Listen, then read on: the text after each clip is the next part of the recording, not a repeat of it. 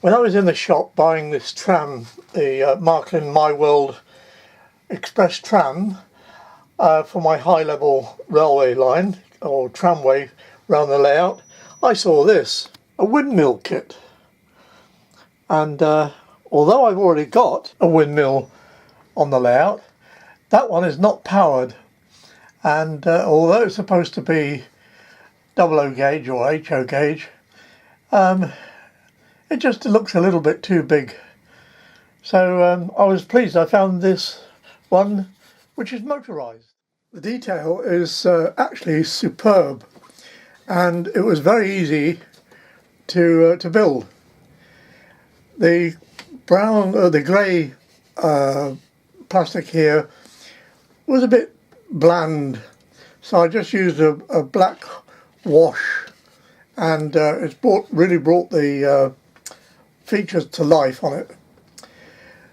The only thing is, it's for power it needs 12 to 16 volts AC, and that was a bit difficult for me.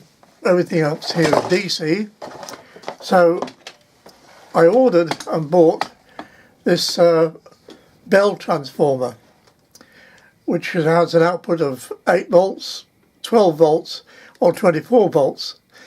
And when I read the reviews, it said to be careful because the output was actually a bit more than was stated here. And sure enough, when I put it on 12 volts, it actually came out at just over 16.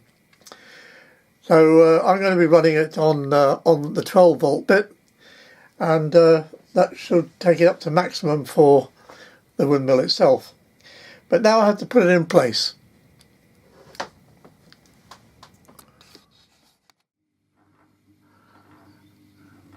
Well, after an exceeding amount of messing about and having to shorten the sails a little bit because they were touching the ceiling or the roof, I now have a working windmill. Lovely.